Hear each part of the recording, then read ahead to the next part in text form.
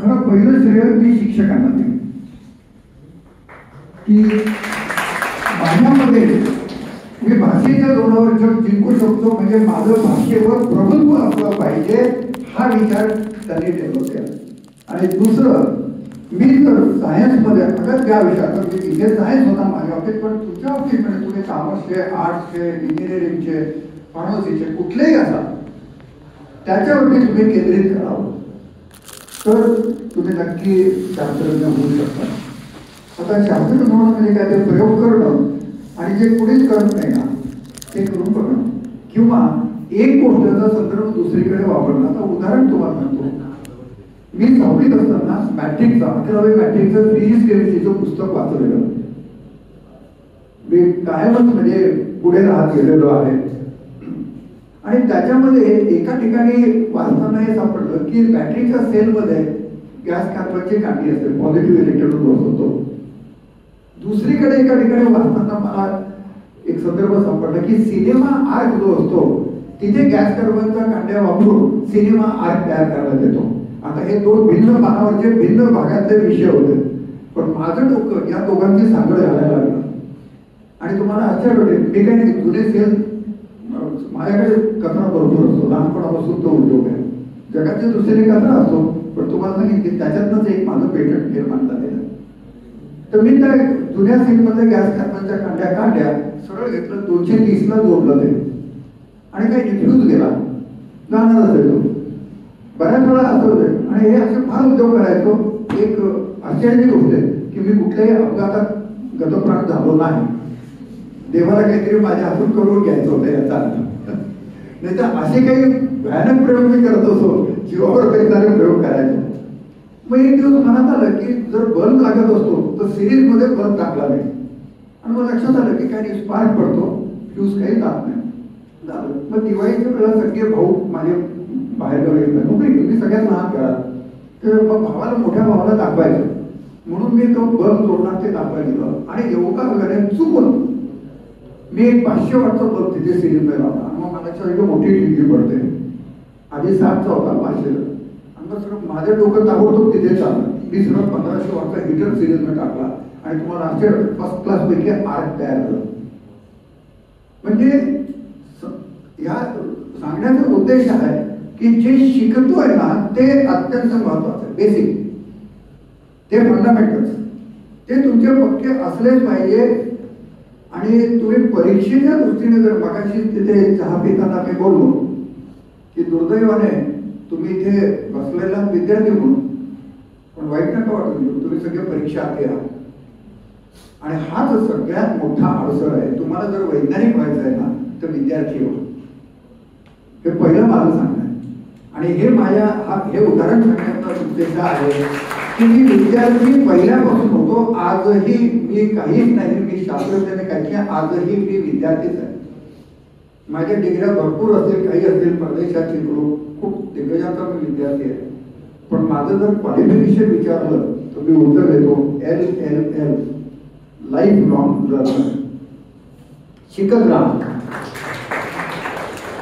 असं पहिला अनुभव. आणि साहजिक विचार करा, म्हणजे पाणिनीने जे म्हटलंय ना, अर्ध माथाला लागावे ना, म्हणजे माझ्या व्याकरण सूत्रामध्ये जर अर्ध्या मात्रेचा बदल कोणी जर करून दाखवला तर मला पुत्रजन्माचा आनंद होईल.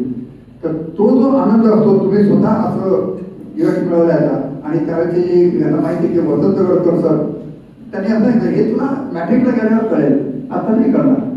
आणि मग ते म्हणजे इमेज रिंग वापरून घेणं, असं सगळं या गोष्टी ज्या आहेत ना, चॅलेंजेस आहे. हे तू 4 वर्षांनी कळेल, कॉलेजला गेल्यावर कळेल, एवढे दिवस मी का थांबायचं. माझी ही वृत्ती. म्हणजे ते कुठेतरी गाणं आहे ना, आणि वाऱ्याची वाट पाहणे नामंजूर, काहीतरी गाणं आहे ना ते,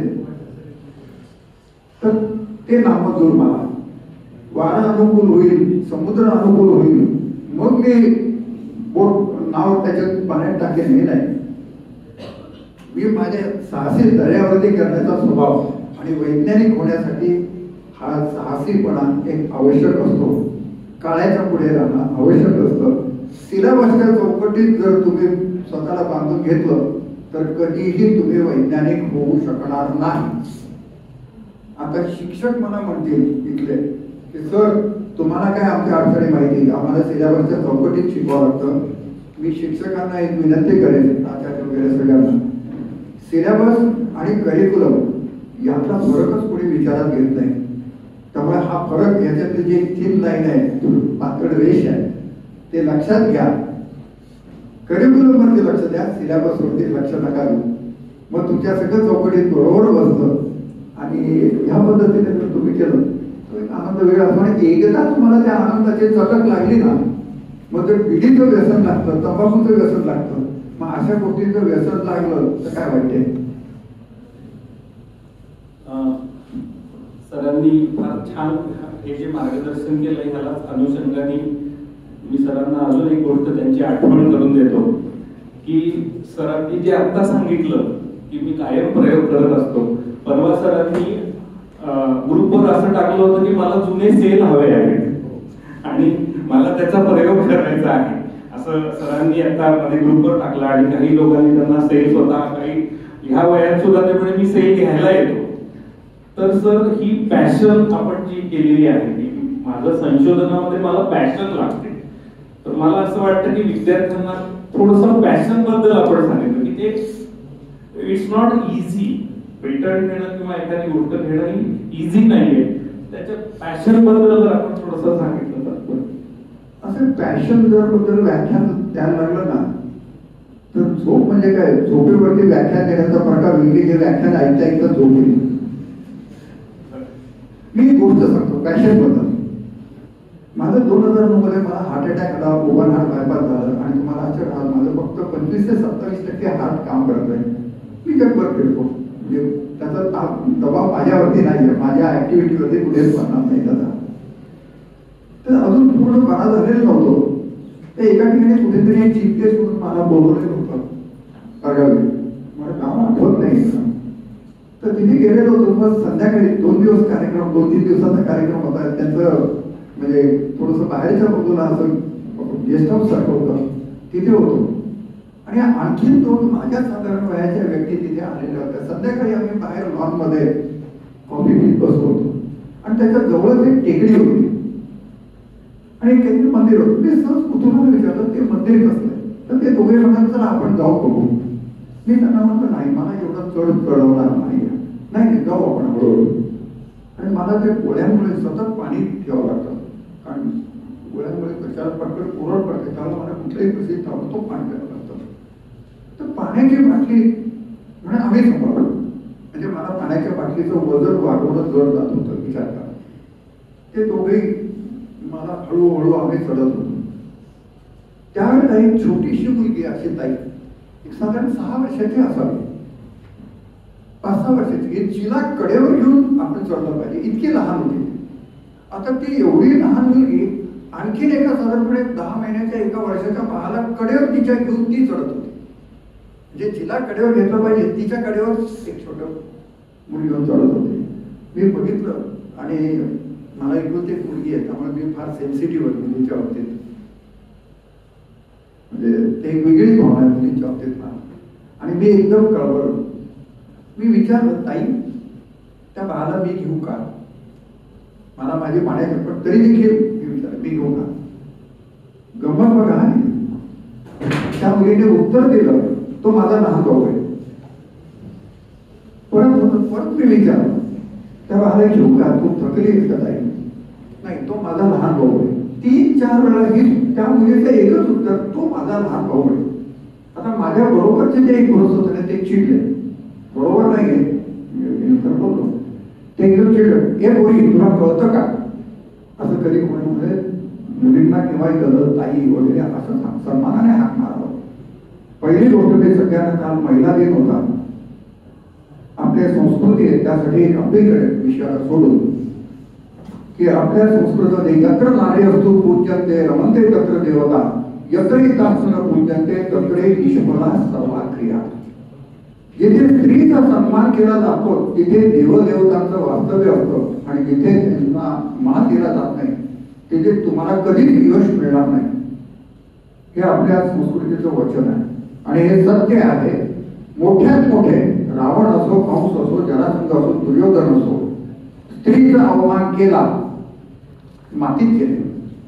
त्यामुळे स्त्री शक्तीचा सन्मान करणं हे जे जेवढे मुलं आणि पुरुष बसलेले आहेत या सगळ्यांना करेल. आणि मी सगळ्या मुलींना स्त्री वर्गाला हात जोडून विनंती करतो, अत्यंत आदरपूर्वक नमस्कार करतो. तुम्ही जगन्मातेचं आदिशक्तीचं रूप आहात, त्यामुळे तो अभिमान बाळगा. तुम्ही तुमचं स्वत्व अत्यंत जाज्वल्य ठेवा हे दादा विनंती करतो. त्यामुळे एक कोणी तुला कळतं का? ते आजोबा काय विचारताय तर काय उत्तर तुम्हाला आश्चर्य वाटेल. ती मुलगी आदिवासी वगैरे असं शिकलेली वगैरे काय, पण त्या मुलीने धीटपणा मला स्तुत्य वाटतं. ते तर आजोबा, ते आजोबा काय विचारतात मला कळतंय, पण मी काय सांगते तुम्हाला कळत नाही. मी थांबलो आणि जाऊन त्या मुलीला हात जोडले. म्हटलं ताई मला खरंच कळलं, सांगणार मला सांगणार का? त्या मुलीने दिलेलं उत्तर तुमच्या प्रश्नाचं उत्तर आहे. पॅशन काय असतं याचं उत्तर घ्या. काही प्रसंग तुम्हाला मोठ्यात मोठं अवघडातलं अवघड तत्वज्ञान सोपं करून समजावून जातात. आणि मी असं म्हणतोय, ती शारदा माता जी असते ना, ती कुठल्या ना कुठल्या रूपाने प्रकट होते आणि तुम्हाला बोध देते. आणि त्या मुलीच्या रूपाने ती शारदा माता प्रकट झाली, सरस्वती माता प्रकट झाली आणि तिने मला बोध दिला की जो केस पांढरे होऊन सुद्धा मला बोध नव्हता झालेला, तिने उत्तर दिलं, तो माझा लहान भाऊ आहे, तो माझा आहे. मी काही बांधकामाच्या विटा घेऊन चढत नाही की जे मला जड होतील. तो माझा आहे, तो मला कसा जड होईल. मी खरंच सांगतो, मी त्या ठिकाणी त्या मुलीच्या पायावरती डोकं टेकवलं. 5 वर्षाची ती मुलगी होती आणि मला आयुष्याचा बोध मिळाला. सर एकच गोष्ट आहे, जी गोष्ट मला माझी वाटते ती करताना मला कंटाळा येत नाही, मी थकत नाही. आजच्या मॉडर्न भाषेत मी बोर होत नाही, मला नकोसं वाटत नाही. केव्हा एकदा संपतं. म्हणजे आता काही शिक्षकांचा तास असतो, कधी संपला कळत नाही. आणि काही शाळेत संपतो. आता अमक्या सरांचा त्रास आहे, जे तास आहे ते त्रास आहे. शाळेतलं वाक्य तुम्हाला स्मरण करून देतो, सगळ्यांच्या विद्यार्थी जीवनात घडलेलं आहे. त्यामुळे शिक्षकांनी विचारावा की आपण त्रास घेतो की त्रास घेतो. तर त्या मुलीने हा मला बोध दिला की जर मला एखादी गोष्ट माझी वाटली तर ती मला जोड जात नाही. आणि याच्या बाबतीत तुम्हाला एक उदाहरण, पॅशन ही स्त्री शक्ती परत त्या माता इथे बसलेल्या आहेत किंवा काही इथे माता बसलेल्या आहेत. विचार करा, तुम्हाला आम्हाला 9 महिने उंदरा पाळत, 5 पौंडाचं 6 पौंडाचं वजन पोटात लागायचं. ते म्हणजे ते लहान मारलं ना तर त्या आईला आनंद होतो. ते जर हालचाल नाही झाली तर ते कासावीस होईल, डॉक्टरकडे धाव घेईल. बाळाची हालचाल नाही म्हणून पोटात. सगळ्या पुरुष वर्गांना मी सांगतो, ही जी पाण्याची बाटली ना, 1 लिटरची 1/2 लिटरची बाटली पोटाशी बांधतात. आंघोळ करताना, झोपताना, त्यांना जेवताना सतत ते पोटालाच बांधले द्यायचे. 9 महिने पोटाजवळ बांधून ठेवायचे. बाहेर करून बघा, शक्य आहे का? आपली अवकात नाही मी म्हणेन, शक्य नाही आपल्याला हे करणं पुरुषांना. आणि खरंच या मातांना नमस्कार आहे. म्हणून आपल्या बोधवचनामध्ये मातृदेवो भव हे पहिलं वचन आहे की त्यांना ते पॅशन असतं, ते माझे त्याची काळजी घेतात. मग स्वतःला न आवडणारे पदार्थ खातात, स्वतःला आवडणारे पदार्थ खात नाही का? बाळाला त्रास होत नाही. मग त्या ह्याच गोष्टीला पॅशन जे आहे ना, याला पॅशन म्हणतात. की मला ती गोष्ट एकदा मी ठरवले ना, कुछ भी नहीं मुश्किल, एक बार ठान लीजिए, बस एक बार मेरा काम मान लीजिए. तुम्ही असं त्याचं वेग लागणं त्याला पॅशन म्हणतात. म्हणून गोष्ट सांगितली. हेच आपण म्हणतो की वैज्ञानिक, आपण म्हणतो की वैज्ञानिक बनणं जितकं सोपं आहे. म्हणजे मला एक उदाहरण आठवतं सरांच्या परवानगीने मी सांगतो की मिलिटरीमध्ये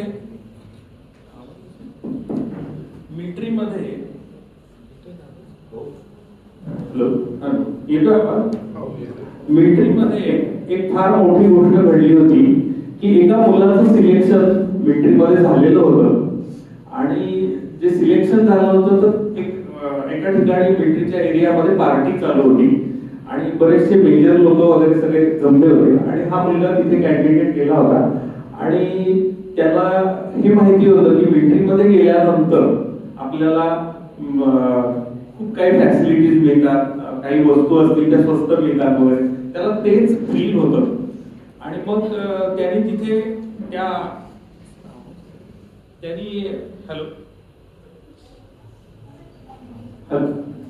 त्यांनी तिथे गेल्यानंतर प्राऊडली सांगितलं की माझं पण मिलिटरीमध्ये आता सिलेक्शन झालंय आणि आता मी पण तुमच्या बरोबर येणार आणि मजा करणार, असं थोडंसं त्या मुलांनी त्या मेजरला सांगितलं. तर त्या मेजरनी एक फार छान गोष्ट अशी सांगितली की एक माणूस जेव्हा स्वर्गवासी झाला तेव्हा तो जेव्हा वरती गेला तर त्या वरती गेल्यानंतर तिथे असं घडलं की त्याला 2 दारं दाखवली गेली. पहिलं दार तू डोकावून बघायला लावलं तर तिथे एक छान डिस्को चालू होता, छान नाचगाणी चालू होती, मजा होती. आणि एक दार उघडून दाखवलं तर तिथे पण असं दिसत होतं, फक्त तिथे शांत संगीत, ओंकार जप वगैरे असं चाललं होतं. आणि त्याला विचारलं की चॉईस इज युअर्स, तुला हे स्वर्गाचं दार आहे, जिथे शांत संगीत चाललंय वगैरे, हे स्वर्गाचं दार आहे आणि जे डिस्को वगैरे चाललंय ते नरकाचं दार आहे. तर चॉईस इज युअर्स, तुला कुठे जायचं आहे? तर त्यांनी पाहिलं की अरे हो, आता तर छान इथे डिस्को वगैरे चाललाय तर आपण तिकडेच जाऊया. म्हणून त्यांनी सांगितलं येस, मी तिकडेच जाणार. त्यांनी तिथे एंट्री केल्या लगेच त्या लोकांनी त्याला धरलं आणि म्हणे आता ह्याला भाजायला घ्या, याला तळायला घ्या. तर तो म्हणे अहो असं काय बोलताय तुम्ही, तर इतकं छान डिस्को म्हटलं आणि मला लगेच असं काय? तर म्हणे ते जे तुम्हाला दिसलं that is our advertising agency. तर सांगायचा उद्देश काय की कधी कधी संशोधनामध्ये सुद्धा घी देखा लेकिन बडगा नाही देखा असं होतं. तर सर तुमचं एखादं पेटंट होताना तुम्हाला हा एखादा काही अनुभव शेअर करता आला तर आम्हाला नक्की पेटंटच्या बाबतीत ऐकायला आवडेल. नक्की काय विचारायचं? माझं म्हणणं असं आहे की पेटंट घेतले आपण, आपल्या नावे जवळजवळ 20 पेटंट आहे, त्यातलं बऱ्याचशा पेटंट मध्ये कुठेतरी थोडं स्ट्रगल आलं असेल आणि त्यावेळेस नेव्हर गिव्ह अप हा जो तुमचा प्रकार आला असेल त्याबद्दल जरा बोला.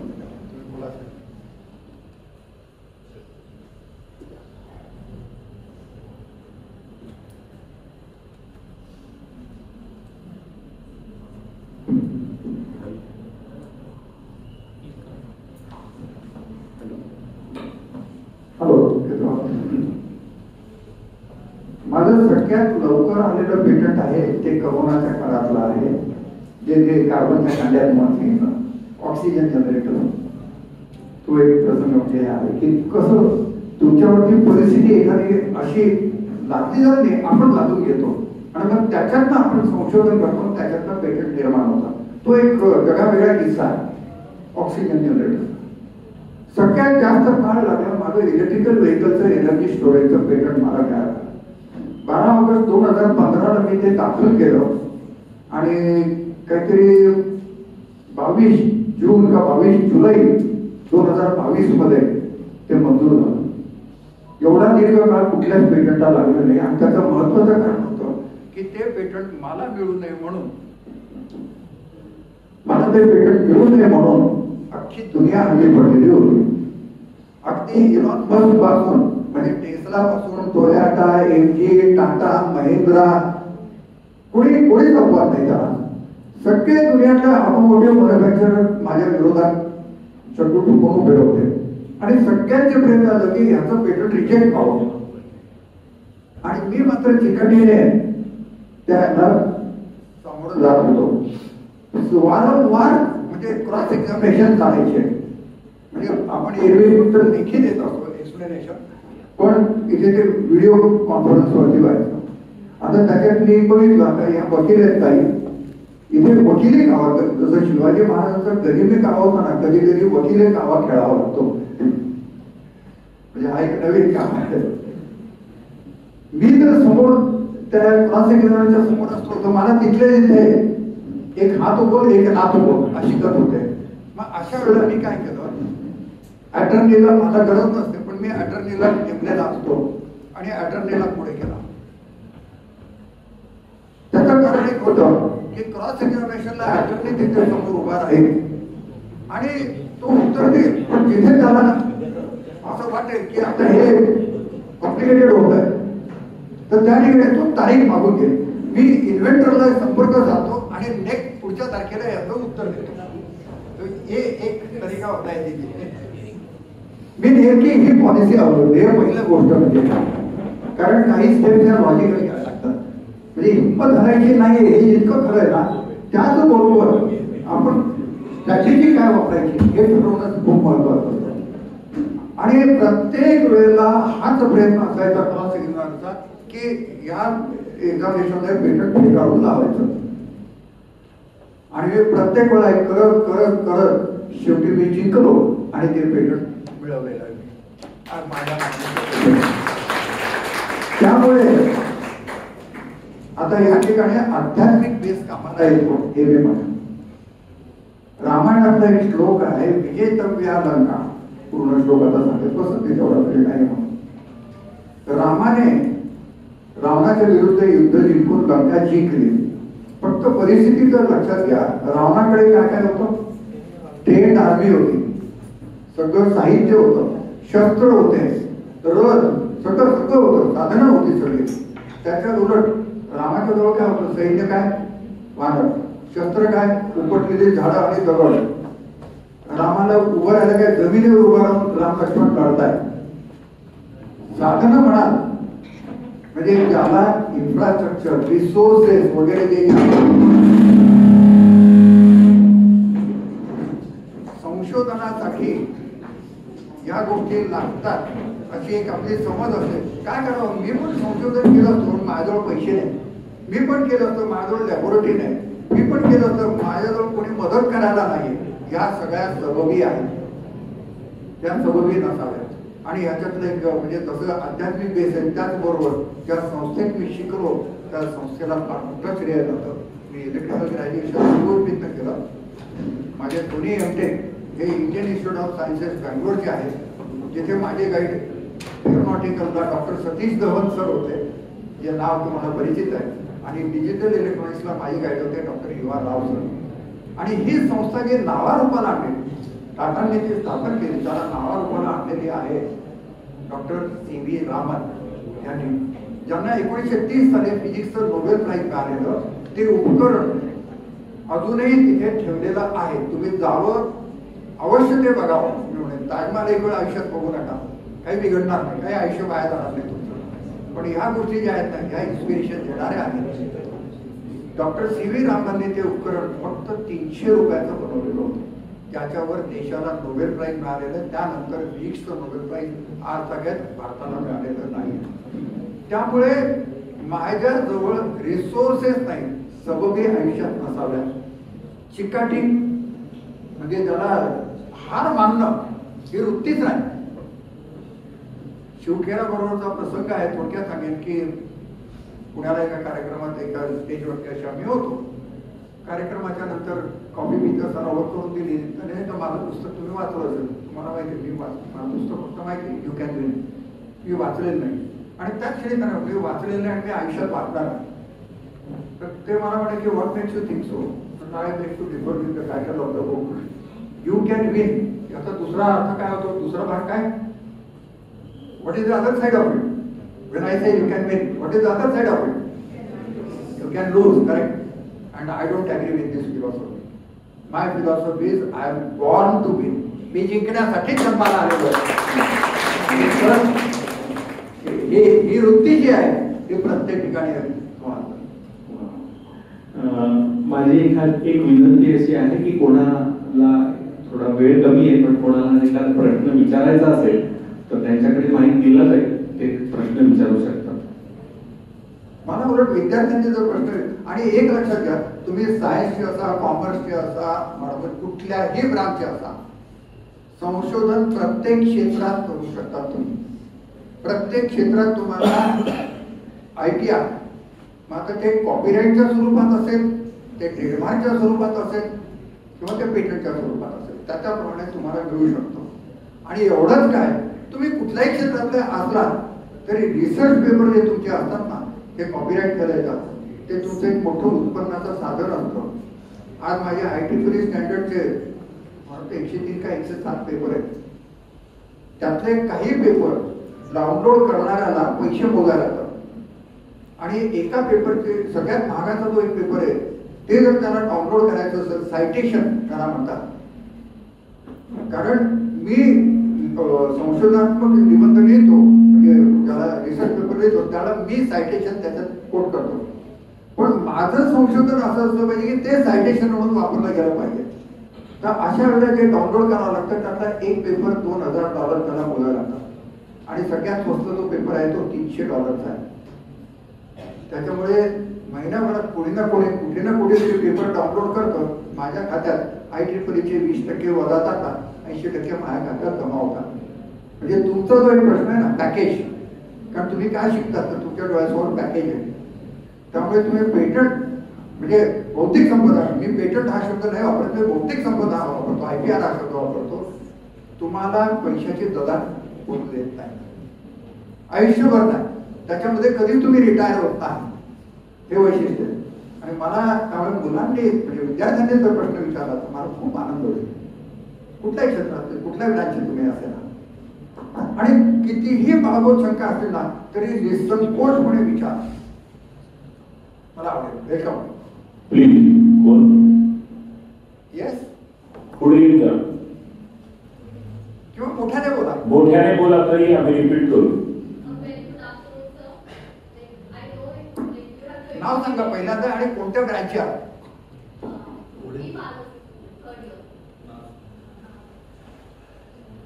पुढे येईल का तुम्ही?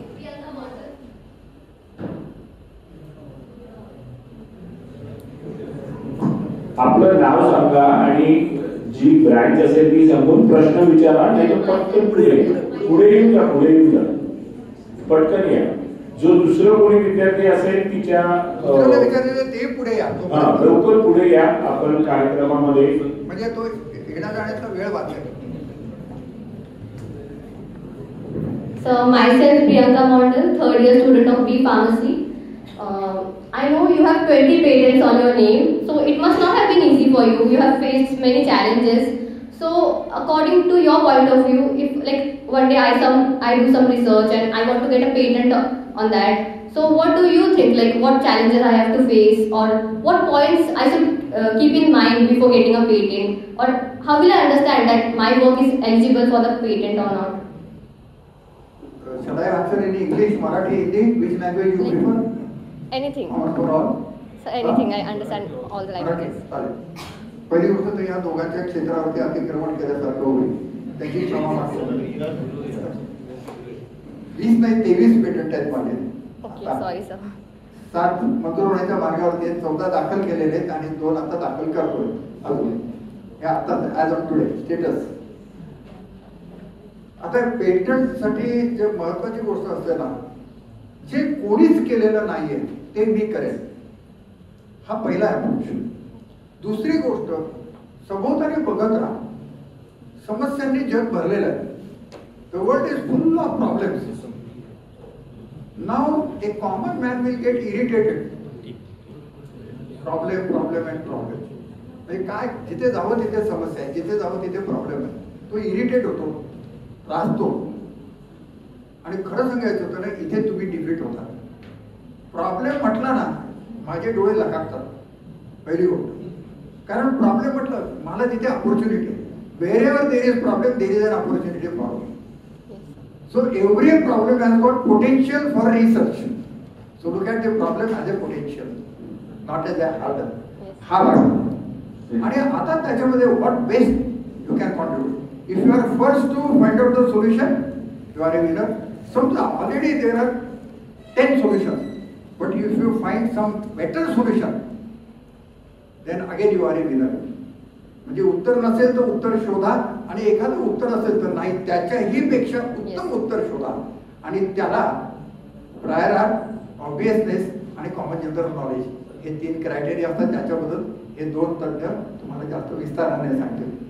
तर ही गोष्ट जर तुम्ही आणि सगळ्यात गोष्ट असते, निराश कधी व्हायचं नाही. सेलॉन सेलॉन सेलॉन कोलंबसचं जे ते वाक्य आहे ना, ते सगळे लोक कंटाळलेले आहेत, नाही आता परत फिरू आपण, पण नाही, सेलॉन सेलॉन. ते खरी आहे की खोटी आहे माहीत नाही, मला शंका आहे त्यावर मलाच, पण आपल्याला समजण्यासाठी म्हणून मी ती खरी मानतो. आणि तो सेलॉन सेलॉन करत राहिला म्हणून अमेरिकेला पोहोचला. तर असं हे स्पिरिट ठेवायचं, सेलॉन सेलॉन. वादळ येतील, वारे येतील, सगळे येतील, विरोध होईल, सगळं होईल. प्रसंगी म्हणजे अक्षर सांगतो की खाण्यासाठी पैसा वापरायचा की त्या संशोधनात घालायचा इतपतही वेळ येते, पण हिंमत हरायची नाही. मला एका ठिकाणी इंटरव्ह्यूला प्रश्न, आता सगळ्यात महत्त्वाचं सांगतो, मला मीडिया होती, TV होती, मला वाटतं ABP मध्ये माझी मुलाखत घेताना निलेश निलेश खरे त्याने मला प्रश्न विचारला होता की तुम्ही तुमची तुलना कोणाशी करा. आता खरं सांगायचं तर कोणाशीच मी माझी तुलना करत नाही. सगळ्यांना नमस्कार, जो आहे त्या जागी, पण मी माझ्या जागी.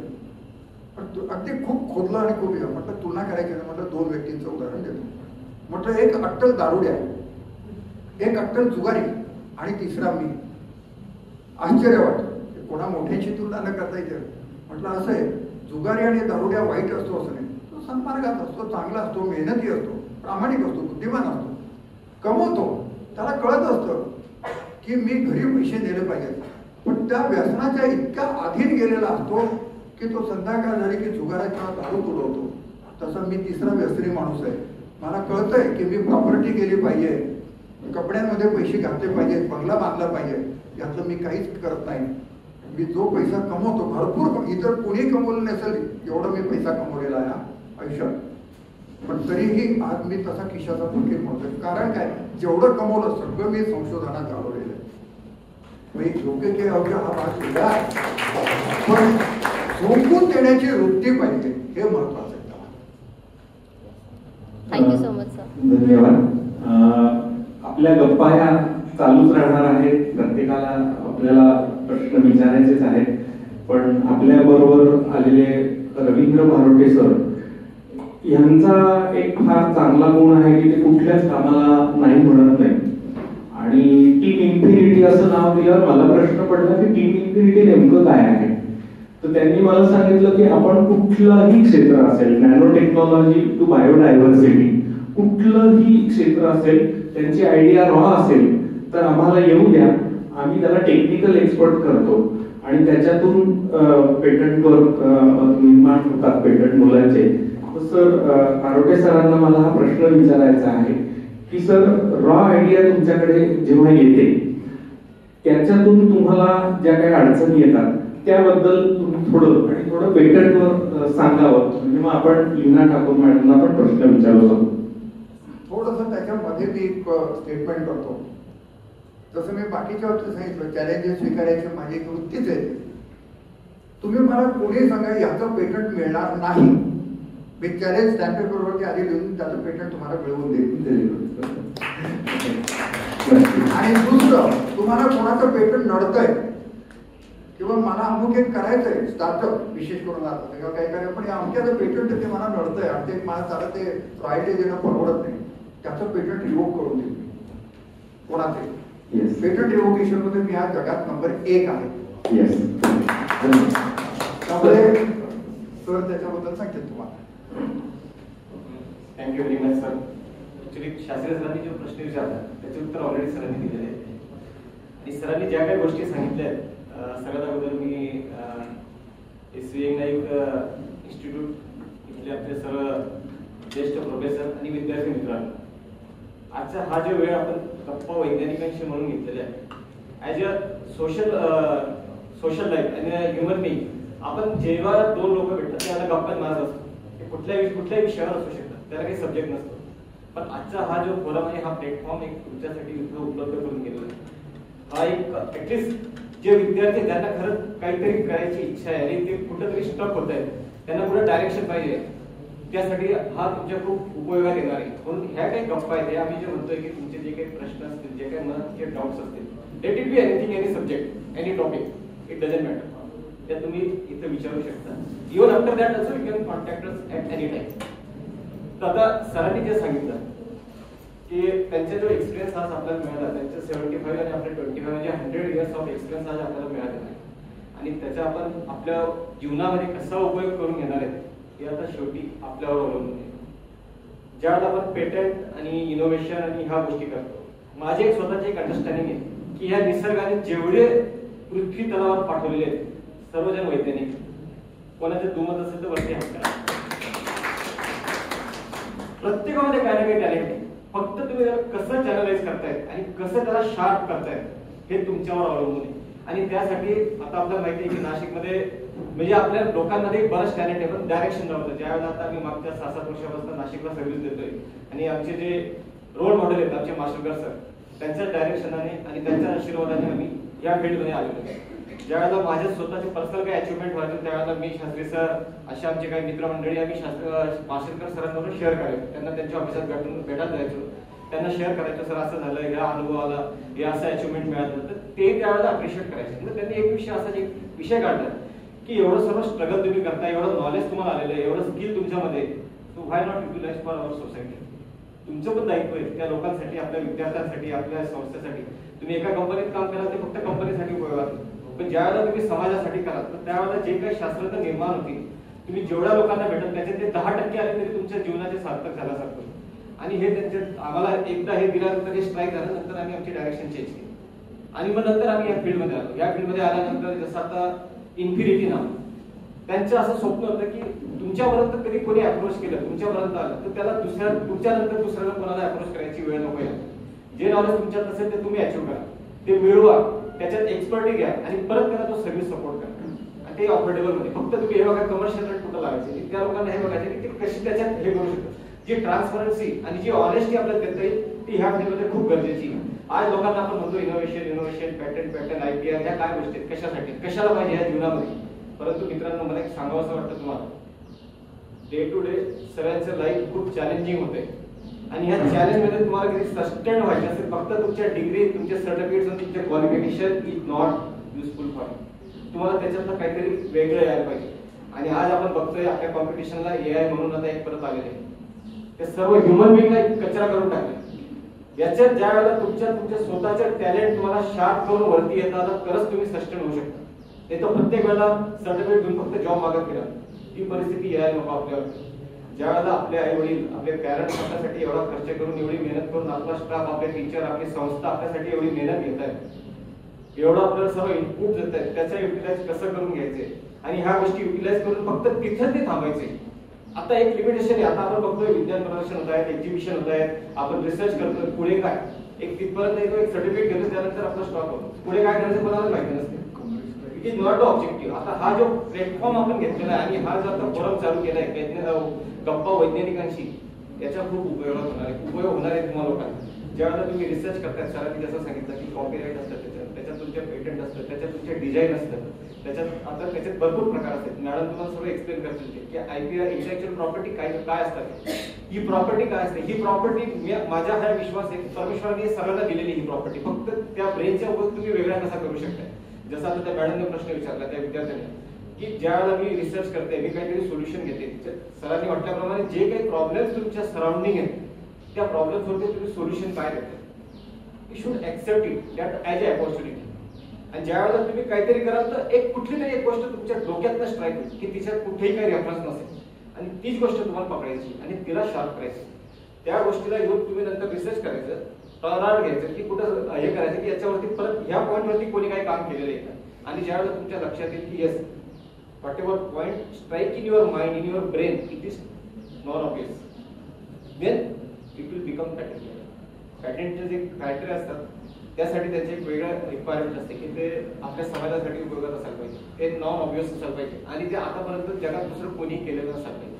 आणि ह्या गोष्टी तेव्हा असतात ज्यावेळेला तुमच्या डोक्यातनं स्वतःच एक विदाउट रेफरन्स काहीतरी एक सोल्युशन मिळतं. ज्यावेळेला तुम्ही ह्या कुठल्याही प्रॉब्लेमवरती सोल्युशन, त्याचे एक रिसर्च पेपर बनवता किंवा कुठला प्रॅक्टिकल किंवा टेक्निकल प्रॉब्लेम असतो त्याच्यावरती तुम्ही ज्यावेळेला काहीतरी आपण त्याला जुगाड म्हणतो आपल्या सिंपल भाषेत की हा मी जुगाड केलाय, कारण आपण एवढं कॅज्युअल घेतो, आपण एवढं फॅमिलियर झालेलं की आपल्याला त्या गोष्टीचे इम्पॉर्टन्स नाही. प्रॉब्लेम असा होतो आपल्याला म्हणून आपण त्या गोष्टीला इम्पॉर्टन्स देत नाही, या गोष्टीचं काय नसतं. पण ह्याच गोष्टी ज्यावेळेला आपण रजिस्टर करतो आणि ती प्रॉपर्टी आपण आपल्या नावाने करून घेतो त्यावेळेला त्याचे जे बेनिफिट असतात ते तुम्हाला लॉंग लाईफ असतात, त्याची जी रॉयल्टी असते त्यासाठी तुम्हाला जे काही कमर्शियल करण्यासाठी जे काही करावं लागतं त्यासाठी आम्ही लोक तुमच्याबरोबर आहेत, ते आपण पुढे घेऊ शकतो त्याला. याच्यातलं मी तुम्हाला जस्ट एक एक्झाम्पल देऊ शकतो. इथं जे एक आपल्या भुसावळचे शिक्षक आहेत त्यांची एक आयडिया होती, ते अगोदर अहमदाबादला होते, तिथं ते सर्व्हिसला होते, त्यांची युनिक आयडिया होती नोवेल. त्यांनी असं फुकटमध्ये कुठेतरी करायचं म्हणून कुठल्या तरी एक्झिबिशन मध्ये त्यांनी लावली आणि कुठल्या संस्थेला दिली की त्यांनी म्हटलं आम्ही तुमचे पॅटर्न करून देतो. 2 वर्ष झाली त्यांनी फॉलोअप करून शेवटी पॅटर्न तिकडे काय झालं. पण ज्यावेळेला त्यांनी ती एक ऍड बघितली पेपरमध्ये, कोणीतरी ती ऍडकडनं घेऊन ती रजिस्टर केली, त्याच्या स्वतःच्या नावाने केली, सुरतमध्ये त्याची फॅक्टरी चालू केली आणि ते प्रोडक्शन चालू करून त्याची ऍडव्हर्टाईज ज्यावेळेला पेपरमध्ये बघितली त्यावेळेला त्या माणसाच्या पायाखाली जमीन सरकली. त्याला एकदम शॉक लागला. मागचा नंबर मिळाला त्यानंतर त्याने आम्हाला पाठवलं, सर हे माझं हे बघा हे असं आहे, हा फॉलो आहे. म्हटलं आता काय उपयोग नाही. आम्ही ज्यावेळेला सर्च केलं तर त्या ज्या व्यक्तीने ती कंपनी चालू केली त्याने ऑलरेडी ते पॅटेंट करून त्याच्या नावाने ते लोन वगैरे घेऊन सर्व करून ते एकदम फर्स्ट क्लास लाईफ त्याचं सुरू झालं. त्याच्याशी बोलायला गेलो तर आपका काय का मेरा ये मैंने रजिस्टर किया होता. ते असे प्रॉब्लेम जिंदगीमध्ये येतात. आपण ज्या वेळेला ह्या सगळ्या गोष्टी आता आपल्याला अवेअरनेस, पहिला प्रॉब्लेम असतो की आपल्याला अवेअरनेस नसतो की मी हे जे काही करतोय हे नोवेल आहे का नाही हे मला माहिती नाही. पण आपला कॉन्फिडन्स पेटंट ज्या वेळेला तुमच्या लक्षात येईल पेटंट इतकी ओनली जस्ट नोवेल आणि ते प्रत्येकामध्ये ते टॅलेंट असतं. त्यासाठी आता हा संस्थेने जे काही मेहनत घेऊन हा एक प्लॅटफॉर्म तुम्हाला दिलेला आहे की ज्यावेळेला आपण आपल्या रेग्युलर सरांनी म्हटलं की एक सब्जेक्ट म्हटलं एक दुसरा टॉपिक, दुसरा सब्जेक्ट मधला एक दुसरा टॉपिक आणि ते दोघं कंबाईन करायचे, ही ॲबिलिटी फक्त ह्युमन बिंगला दिलेली आहे निसर्गाने, परमेश्वराने. फक्त आपण ज्यावेळेला 10 सब्जेक्ट आपण स्टडी करतो आणि त्याचे कन्क्लुजन करून आपण एक वेगळं सोल्युशन काढतो, that is the knowledge, that is patentable. ते कोणाशी मॅच नको आहे, कोणाची कॉपी केलेली नसो. हे माझी क्रिएटिव्हिटी, माझ्या ब्रेनने जे काही मला सजेस्ट केले ते सोल्युशन आहे जे ह्या प्रॉब्लेमवरती काम करतं. It is patentable. त्याला कसं प्रेझेंट करायचं, टेक्नोलॉजिकल मध्ये कसं कन्वर्ट करायचं त्यासाठी आम्ही लोक तुमच्याबरोबर. या सर्व गोष्टी ज्यावेळेला तुम्ही कराल त्यावेळेला तुमच्याबरोबर तुमच्या संस्थेचं, तुमचे फॅमिलीज, तुमचे पॅरेंट्स, तुमची जे सिटी ज्या गावातून तुम्ही आलेले असतील त्या लोकांना सर्वांना ऑटोमॅटिक क्रेडिट मिळतं. याचं महत्व खूप आहे आणि आज लकीली आज आपल्या देशाला असं सरकार लाभलेलं आहे की ते ह्या सर्व गोष्टींवरती फोकस करते, आपल्याला एनकरेज करते, आपल्याला सपोर्ट करते प्रत्येक स्टेजवरती. फायनान्शियल करताय, मेंटरनी करताय, आपल्याला जे काही सपोर्ट हवा असेल त्या बाबतीत त्या फील्डमध्ये ते सर्व लोक अवेलेबल आहेत. फक्त आपल्याला तिथपर्यंत पोहोचायची गरज आहे आणि आम्ही तुमचे मेडिएटर म्हणून हे सर्व तुम्हाला सपोर्ट करणार आहे. आज आता आम्ही बघतोय 7वीच्या मुलीचेही पेटंट आहे, 6वीच्या मुलीचेही पेटंट आहे.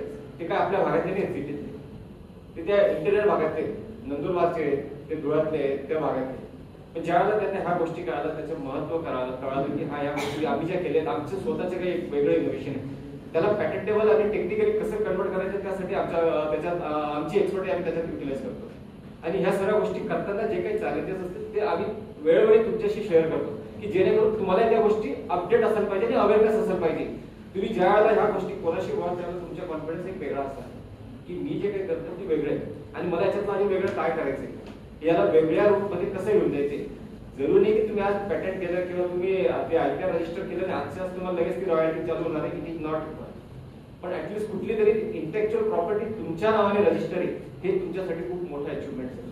आणि तुमच्या या पुढच्या क्युरिक्युलम मध्ये ज्यावेळेला तुम्ही पुढे जाल, जॉबसाठी जाल किंवा कुठल्या संस्थेसाठी जाल, ऍडमिशनसाठी जाल, त्यावेळेला ह्या गोष्टीचे तुम्हाला खूप पुढे उपयोग होणार आहे. या गोष्टी आता प्रत्येक ठिकाणी एक्स्ट्रा बघितलं जातं की याच्यात ऍडिशनल एक्स्ट्रा काय आहे विद्यार्थ्यांना, कुठली अशी quality, let it be sports, let it be this intellectual property किंवा या व्यतिरिक्त तुम्ही दुसऱ्या काही ऍक्टिव्हिटी केल्या असतात ज्या केल्या असतील तिथं आपल्याला ते मेन्शन करायला पाहिजे आणि वेटेज ऑब्व्हियसली तुम्हाला जास्त मिळणार आहे.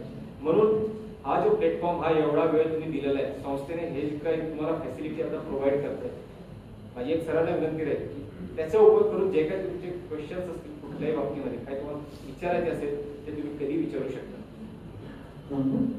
धन्यवाद सर. एक फार मोठी गोष्ट सरांनी आता मेन्शन केली. मध्ये पुण्याला भारती विद्यापीठामध्ये अच्युत गोडबोलेंचं एक व्याख्यान झालं. त्या स्पीचला त्यांनी मला बोलवलं होतं आणि त्यांनी एक स्टेटमेंट असं केलं की because of AI after some years the colleges, hospitals and institutions will be only as a museum. तर अशा पद्धतीने AI जर आलं तर आपली इंटेलेक्च्युअल प्रॉपर्टी चा काय उपयोग होईल किंवा आपली इंटेलेक्च्युअल प्रॉपर्टी कुठे जाईल हे माहित नाही.